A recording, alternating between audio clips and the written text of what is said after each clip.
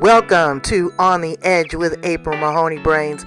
Here, this is the spot where the conversation is pointed, the guests are sharp, and the responses are never dull. Welcome home, Brains. There's only one requirement to hang out on the edge, is that you open your big brain and close your small mind. Did you bring your thinking caps? It's time to put them on, because the conversation starts now.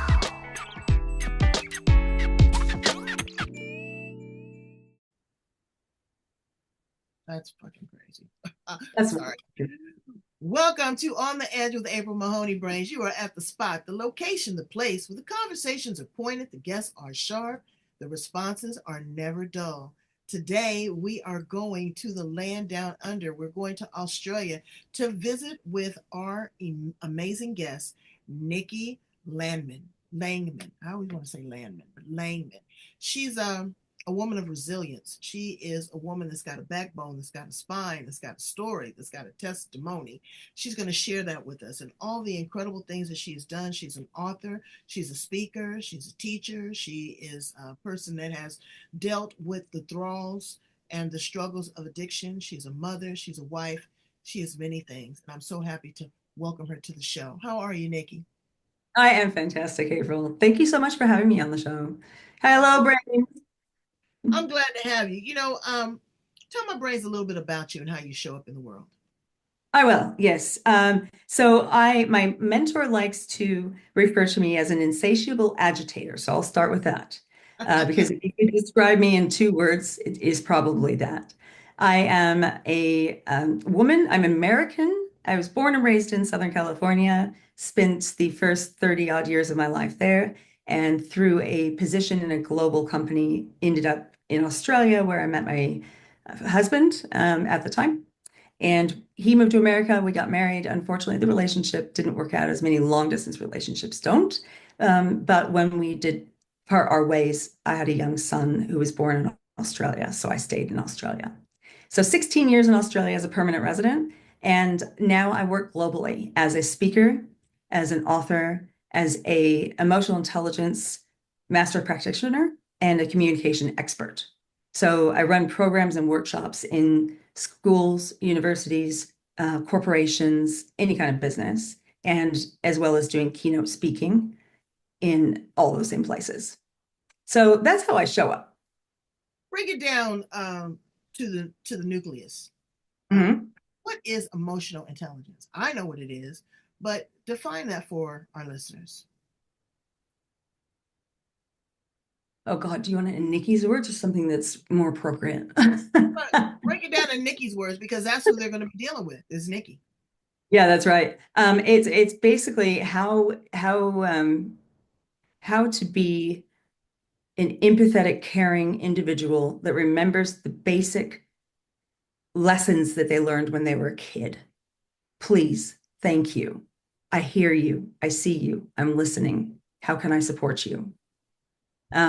It's crazy, April, because it really does go back to those, those basic skills that we learn as a kid. In fact, my son, when he was younger, he used to say, Mommy, what do you do for work? And I said, I go into businesses and I show adults how to be nice to each other. Right? Okay, we have fancier words for it, conflict resolution, performance management, things like that. But it's about being nice to each other. It's about, being aware of yourself. So this is the actual definition of EI, is the ability to see, understand, and perceive emotions in yourself and in others. So awareness of self, awareness of others, so how they're doing, and also the impact that you have on them by what you do.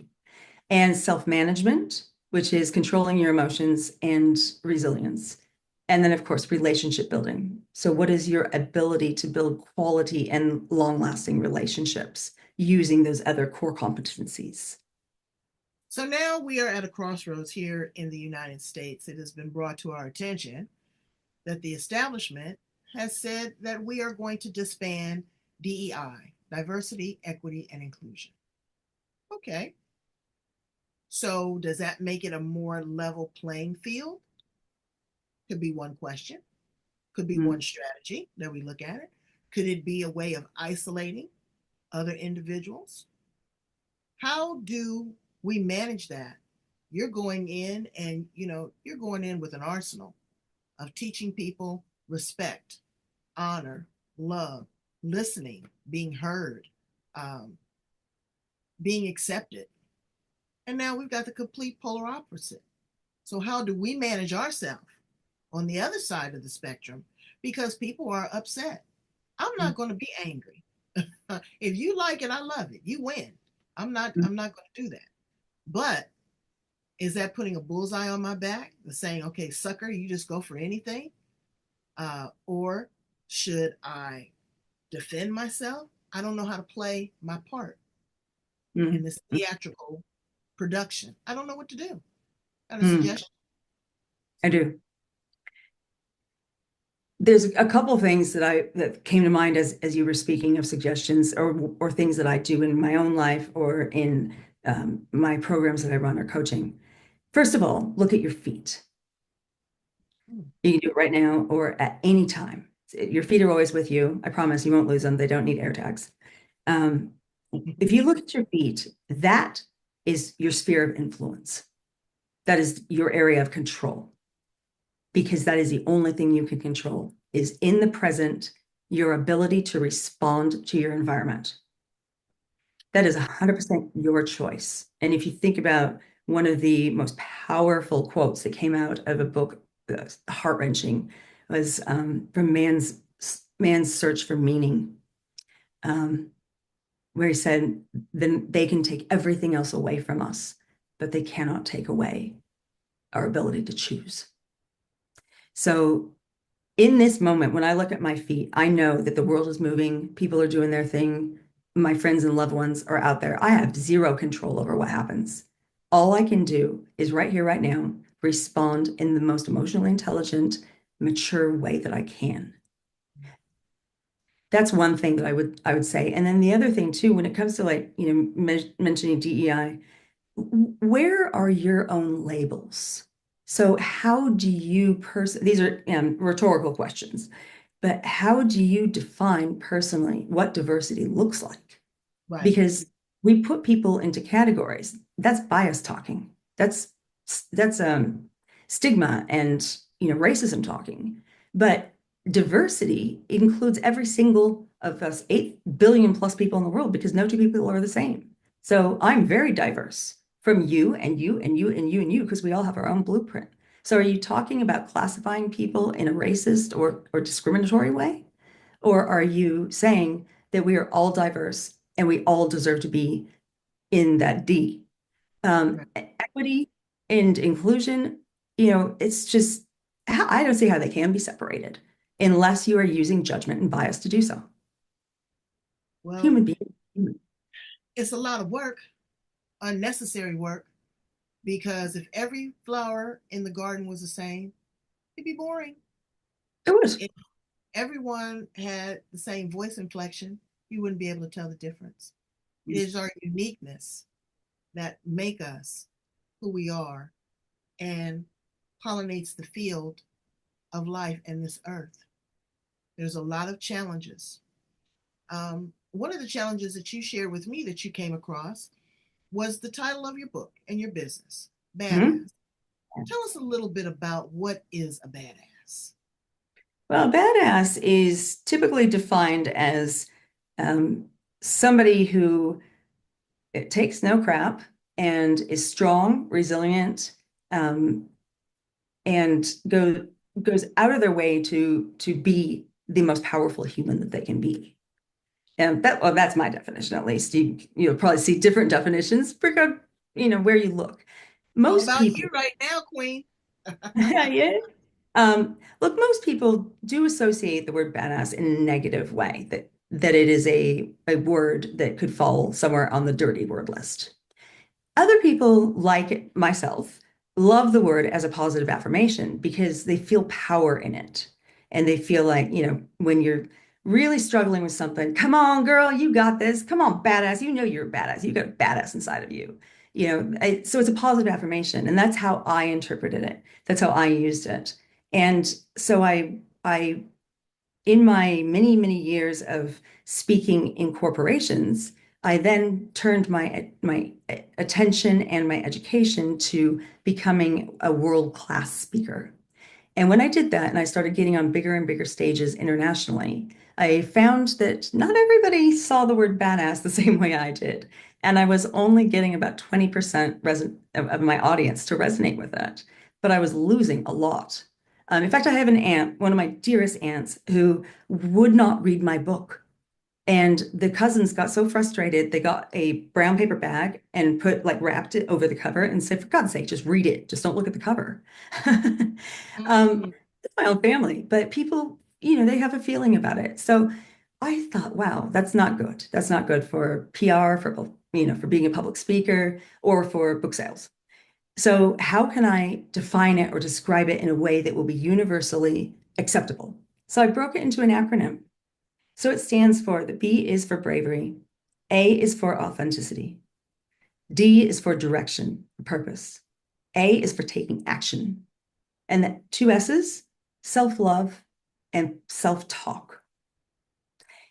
And when you frame it that way, it's not a dirty word anymore. And in fact, those are very strong principles every human can do something with. absolutely, absolutely. And I appreciate all of that. Let's take them in bite-sized pieces. You talk Mhm. about bravery. It takes courage to be brave, brains. There's some things that I'm a coward to. I'm not gonna lie. Water being one of them. But then you got people that are adventurous that go out and water ski and scuba dive and all that. It depends on your risk tolerance, how much Mhm. you're willing to give, and how much you're willing um, to face that fear and address it. So that's what I'm doing. I'm going to go and take a swimming class at 62 years old. Absolutely. And I am going to feel the fear, yet do it anyway. So Yes. you have people that are afraid. Tell them how to gain their bravery. Well, that's a beautiful example, and bravo to you. A beautiful example of a way of feeling the fear of physical bravery and challenging the fear. Now, our fears don't like it when they're challenged. They really don't. Um, there are other ways that people show up bravely. And if you are listening, listen carefully because you might meet one of these criterias and you might be a lot braver than you give yourself credit for. There is social bravery. People who have shared their truth about their sexual orientation or their gender identity. That is social bravery. People who go out in public without makeup on, or they don't look like their Instagram profile. They're showing their real self. They're just being themselves. Um, a woman who isn't secure with her body, putting on a bathing suit. A man or woman who isn't comfortable with sexual intercourse, but they're doing it anyway, and it's a really scary thing. Anytime you're vulnerable, you are brave because they cannot be differentiated. It takes bravery to be vulnerable. And there's a moral bravery. What would happen if you saw a wallet with nobody around it and had $100 bill in it? What do you do? Your choice in that moment can either be very selfish or it can be very brave. There's also, I want to bring up spiritual bravery as well, because we do, live in a world of many, many opinions when it comes to the spiritual world. And to be brave in that is to open your mind to other possibilities and not be black and white in your thinking that your way, your God, your whatever is the only way and that everybody else is wrong. Or to say there's nothing, to, go the opposite way with agnostic or atheism. But also, people don't like to talk about death. They will repel that conversation. So if we can write a will, that is brave. If we can explore, if we can say, I'm a Christian, but I'm reading the Tao Te Ching because I want to learn more. I study Buddhism, but I have a best friend who's an atheist. Let's be more open-minded about humanity, that it's bigger and stronger than we are. And allow people their space and their capacity to be who they are. That's when we talk about authenticity and direction. Yeah. Authenticity is one of those big 25 words, big $25 words. that I share with people all the time because 98%, I say it, 98% of the time you're sending your representative. Again, you say with the outer look of makeup or your appearance or your voice inflection, your conversation, um, you're sending someone that wants to represent your highest and greatest good. But Mm-hmm. then pull back the layers of that onion, it's sloppy seconds. Mm-hmm. Let's talk a little bit about authenticity and taking that in a certain direction. Yes. So I have a thought that just came to mind, and I did this for many, many years too, as many people do. I was so desperately insecure and had such low confidence and self-worth that I would wear many masks and even, lie a bit, tell white lies about who I was and what I had done or my profile or my resume, because I thought if I hate myself so much that if all I show you is what my Instagram profile looks like, then you might accept me. And that's more powerful than if I accept myself or not. But if you see the stuff I'm trying to hide, my shadow side, well, you're not gonna like me then because I can't even like me. Now that's kind of that's one way of looking at authenticity. But let's go back to the beginning of our lives. Why it is so hard to be truly authentic and why most of us lie to ourselves that we are authentic. Some people say they're authentic 100% of the time. I think that's BS because even I'm not authentic 100% of the time, but I try to be. Now we're labeled from day one. Absolutely. Usually, unless you live in a culture where they give the naming rights to the child, which is very rare, but it happens in some cultures, we are labeled from the day we're born. We're given a name and we carry it everywhere we go. And then school happens, and there's standardized testing and measuring sticks that somebody else made to tell you what you're good at and what you're bad at, how strong you are, how capable you are, how smart you are. You're good at this, you're bad at that. You shouldn't even try that career path, you know. And we take those messages on because we don't have the ability to be discerning in our young years. Our family tells us we're something, we believe it, we own it. Schools show us numbers, it's data, it's there. You scored in the bottom 25th percentile. You're not good at this. Everyone is different. I was Mm, telling you in the green room about gender identity. hmm Okay, people are up in arms about that. It is very scientifically proven that you can be born with two X's or two Y's, you know, hmm and you can be, there's some hermaphrodites that are born, a lot of things. But when the child comes out of the womb, it's designated. If it's a girl, she will wear pink. She will wear dresses. She will play with dolls. She will be emotionally sensitive. She will be a mother, yada, yada, yada, yada. If it's a boy, he will wear blue. He will play with trucks. He will be strong. He will not cry. Um, he will be the hunter and the gatherer. Never lending any credence to who they are here to be. We are hmm just merely the conduit, the vessel that has come through. hmm I understand, but that's done by epigenetics, that's done by generational design, by hmm trauma. The world is evolving. The world is hmm very different now. Yeah. We don't know where we're headed. We don't know what species are going to evolve from all of this. We've had a lot of things that's happened to our earth, that have happened to our physicality, that's happened to our health, that could impact the next generation of society. We can't Mm. say necessarily humanity. We don't know what this is going to. We've got artificial intelligence. You hmm know, people might make love by winking at one another. You never know what things are ever evolving, and that is what it's about. So now we have looked at the bravery, the authenticity, the direction, action. That's something that you took. You took hmm action because you had a challenge with addiction. Share with my brains a little bit about your story. Mm. So it's a lot to canvas, and we can't do it in this conversation. So it's just a highlight package here. I went pro very early with alcohol, and then had a career-ending injury, and now I'm a Hall of Famer. But I had my first encounter with alcohol when I was 7 years old. And how that came about was not something that I chose. I didn't make a decision to drink alcohol. I wasn't, waiting till I turned 21 so I could go out and party with my friends, or trying to get a fake ID so I could do it. I didn't make a conscious decision to drink. I was 7. I had very limited perspective on the world and very limited wisdom.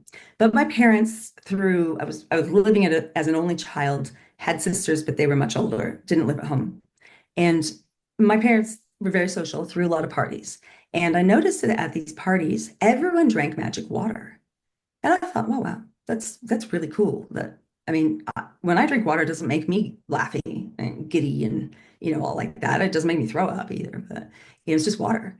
But these people all seemed like they're having the time of their life with this magic water. And so that must be what adults do. They don't have teddy bears, they don't hold on to blankets, or other soothing things, no dummies or pacifiers. So the magic water must work. So, of course, that was my logic. And so one day I was upset and I thought I'd try the magic water trick.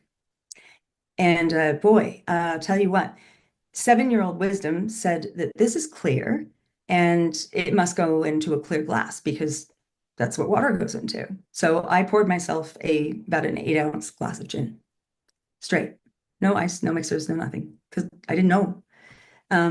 I just wanted to feel that happy, giddy feeling that those people that were partying did. And it was the most terrible thing I ever tasted. It was like a Christmas tree. Oh, I still can't even smell gin to this day. But after the burning sensation went away, it was like this feeling of warm honey, this like internal hug, a warm, fuzzy blanket from inside just said, "You're okay. You're not lonely anymore. I'm here for you." And for about the next 30 years, I chased that comfort. I chased that fuzzy blanket in many destructive ways. Wow. And you decided one day that you had an aha moment and you Yes. discovered the last 2 letters of your acronym, self love and self talk. What Mm. was the conversation that you had with yourself? What was your aha moment? It was, there's a Greek way of describing time. So we know chronological time as being very sequential. There's also another word for time, and that's kyrios, meaning a moment within a moment where time stands still. And I had that moment, that kyrios moment, when I was in my mid 30s and had gone through a lot of life experience, university, great jobs. I kept my addictions as out of public sight and as in the closet as I possibly could. Like so many other people living the majority of their lives hiding from the world, which again doesn't give you the ability to be anywhere near authentic. Um, so I was ashamed and self-shame. We can be shamed by other people, but I guarantee you, and anyone who has ever felt shame in themselves will tell you there is nothing anyone else can say or do to you that is going to be worse than what you have said or done to yourself as far as shame and punishment. Now, my higher power has given me a clean slate. But to forgive yourself is much, much harder. So, and I don't particularly like other people even shaming me because I sin differently than they do. But those are all just my convictions. Anyway, addiction took a toll after 30 years of hiding and shame and being inauthentic and just wanting the world to only see what I was willing to put on display. That's exhausting, very, very exhausting. And I had been through rehab before unsuccessfully because I was never ready. I held on to that voice inside of me that Jin said so many years before, "I got you. I've got you." It never did. Actually, it was quite an asshole. But I chased it because I thought, no, next time will be different. Next time will be different. Anyway, when I was in my mid 30s, I was done. I was bankrupt. I was emotionally, spiritually, and physically bankrupt. I couldn't function. I couldn't work. It was despair and flat. I was a deflated balloon. I was able to take a shower, and that was about it one day. And after that, I sat on the bed wrapped in a towel and just sat staring at a wall. My husband came home. He came into the bedroom and he knew. I mean, he'd known since he started dating me. He knew I was an addict. But he sat down next to me on the bed, and with pure compassion and pure grace, he said, Nikki, one of these days when I come home from work, you are going to be dead. And I'll know you didn't mean to do it. You just got it wrong. And the first thought in my head was, okay, that's really good, because I wouldn't want anyone to think I was suicidal. And then a second later, the gravity of what I had just thought, that what other people thought about how I died was more important to me than the fact of actually living or dying. It dropped inside of me like a bomb. And then immediately, so that was like a nanosecond and then another nanosecond. So this curious moment was moments within moments. Right after I had that, I realized the gravity of that first thought. And then it was like an Arctic breeze just came into the room. Like, somebody just opened all the windows, all the doors, and put the air conditioner on. And then this wave of like cold energy, this powered, superhuman power just kind of filled inside my body.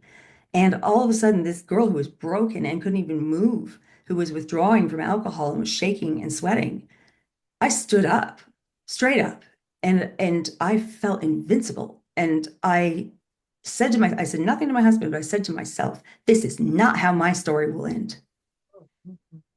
And I looked at my husband and I said, please take me to the emergency room. And from that moment, I have committed my life to being a woman in recovery. I was done. And really something important I want your listeners to hear, Brains, if you yourself have an addiction, think you might, or you have somebody that you care about, a family friend or coworker, or your child even, and you're concerned about them, interventions don't work. Forcing ultimatums, they don't work. The only way somebody will recover is if they are driving, if they're in the driver's seat and they are committed 100%. If they are 99% committed, they will fail. But when you are 100% ready, please be there for them, because that is when transformation will happen. You took all of this great wisdom and you put it in the pages of a book. I did. Please share with us a little bit about how to be a badass, navigating the road to self-mastery. I've been pouring through this, and Brains, it speaks to you. It talks with you. It is not a book that is dictating what you should do or what you shouldn't do. It is an interactive conversation. There's ways to question yourself, to look at some of the situations that Nikki ran into and maybe find yourself there as well. What does she do? What choices do I have? Am I ready to totally commit? Please grace us with an excerpt from the book. I definitely want to hear it in your words, and I want my brains to feel the texture of the fiber that you have webbed together in your life that you want to blanket us with. I would love to do that, April. Thank you. So I knew the book had to be written because it was the story I didn't want to tell. It was a story I wanted to take to the grave with me. And that's what shame wanted to do, wanted to keep me small until the day I died. But I took the risk of writing the book, and I decided, because I don't do anything halfway. I don't have a moderator anywhere in anything I do. It's either very salty or very sweet, very hot, very cold. Nothing is mediocre with me.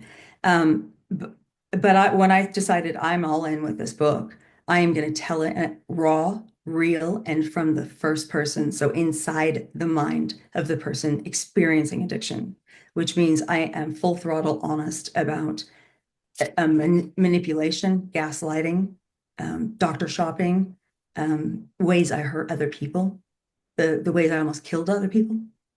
So the part I want to read to you is my why. When I initially disclosed my intention to write this book, some people were horrified that I wanted to be so publicly honest and forthcoming about my struggles and failures. Why would you do that? Why would you lay yourself open to judgment and criticism? What if someone tries to discredit you? And my favorite, do you really want your son to know his mother is an alcoholic? Now, my answer to that last question was a resounding yes. Yes, I do. The most precious gift I will ever give to my son is to demonstrate what overcoming your own battles looks like, how to get back up when life kicks you in the teeth, how to be accountable for your choices, how to be unapologetically authentic, how to show up every day like a badass, and how to never, ever compromise how powerful you are or stop believing in yourself. That's the most valuable gift I can give to anyone. And that's exactly why this book needed to be written. That's powerful because it's the truth. And Mm. speaking the truth takes courage. We have to walk by our faith and not by our sight, Mm. because sight is now deceptive. It's by design. People see what they want to see. Indeed. I look at those wings behind you and I see orange. Mm. But if I keep telling you that they're purple or green and I keep regurgitating that over and over and over again, you will begin to see purple or green. Yes, of Um, course. so, what we need to do is we need to dial back. We need to be honest with ourselves. If it's orange and you don't like orange, then say it's orange, but I don't particularly care for orange. Mm. Reality is a fleeting moment away. I don't understand why people don't want to be there. But again, that goes into, alternatives of drugs, alcohol, gambling, sex addiction, narcissism. They just don't want to deal with reality. Is life that tough, Brains? Is life Mm. that tough? And you wake up and you smell the flowers and you feel the sunshine. You're able to walk into your kitchen and get a meal. You have a roof over your head. All of that is grace. Because now I look at the people in Los Angeles, multi-million dollar homes that are now staying with friends, staying in a shelter. They're not able to go in and get the food that they had once before. I don't care if they're millionaires. They're people too. Hmm. You know, they Absolutely. just happen to be in that economic class, but they don't deserve what they've deserved. So Nikki is contributing a portion of the sale of her books to the victims of the Los Angeles wildfires. And she's going to tell us a little bit about that, um, what she's doing with regards to speaking, and where we can purchase a copy of How to Be a Badass. April, I would love that. And for brains, if this sounds like a book that maybe isn't for you, but you're thinking of someone else that it might be for, I really urge you to get a copy for them because we all have adversity in our lives that shows up in many different ways. And while my adversity, my biggest adversity is addiction, the book is not about addiction. It's about what binds us as human beings, and that is struggle.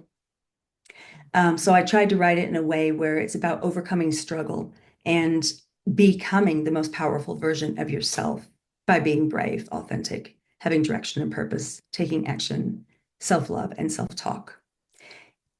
If you are in America and you're thinking, actually, yeah, I'd like a copy of that book, where I would like you to purchase it from is bookshop.org/shop/, how to be a badass.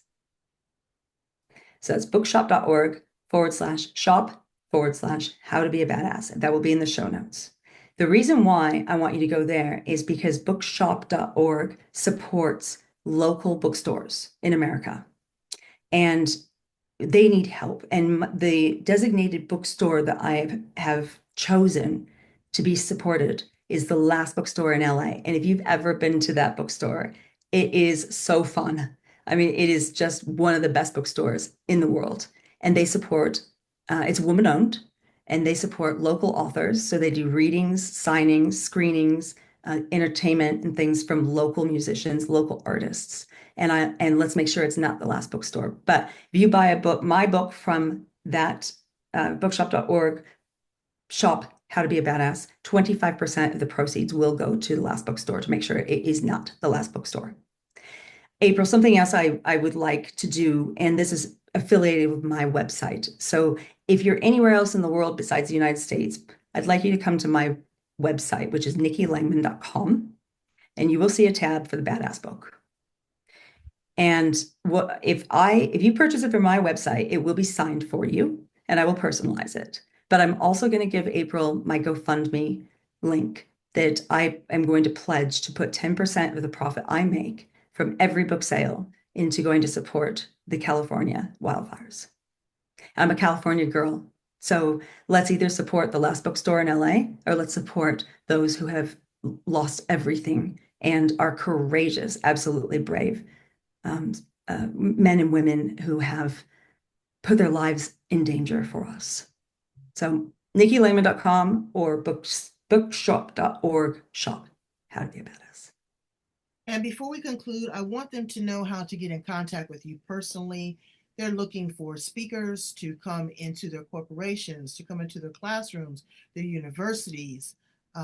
It's so important that this message is delivered. But how? There's nothing like the gravitas of being in the room.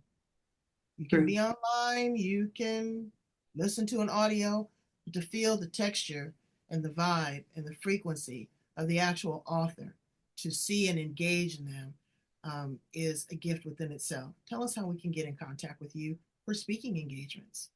Absolutely. nikkilangman.com, my website, is the best place, or link in with me on LinkedIn. That's the social media platform I use the most. And again, it's just Nikki Langman. You'll find me. I'm blonde, so look for the blonde girl if there's multiple results. I do a lot of keynote speaking and training programs around emotional intelligence, communication effectiveness, and other soft skills like trust building and relationship building. But my keynote, my most powerful piece, is how we can use emotional intelligence to understand and manage addiction in our businesses, our workplaces, and in our schools and universities. Because we know from high school onward, it is something that can be a very, very big problem. And by increasing our emotional intelligence capacities and increasing our emotional vocabulary, we can have more control over controlling that wildfire of the spread of addiction, to see more people get help and less people die in suffering silence. And you said high school, but unfortunately, you had your first taste of it in adolescence and 7 years old. And there's a lot of people that are living with the shame, that are living in silence, in secret. Or there are others there that are um, helping them cover this up. They are the enablers. They're supplying the funds. They are not having the conversations. They're not cutting them off when they need to. There are a lot of things, a lot of times, like Nikki said, just that forceful intervention is hostile. Mm. People don't want that. But you can always win with emotional intelligence, love, and compassion. Thank you for being here on the edge with us. Brains, please go in, follow us on Spreaker. Um, Blog Talk will be disbanding, but you can find us all over the planet. Just Google us. We're on YouTube. We're on Instagram. We are LinkedIn, Podbean, Spotify, Spreaker. We're all over the planet. We're there. So much, Nikki. Come back and visit us again. And I wish you only the greatest and highest good, my sister. Thank you so much, April. It has been such a pleasure and my joy to talk to you. All right. Brains, have an amazing day. I'm counting on you. See you, Rains. Love you.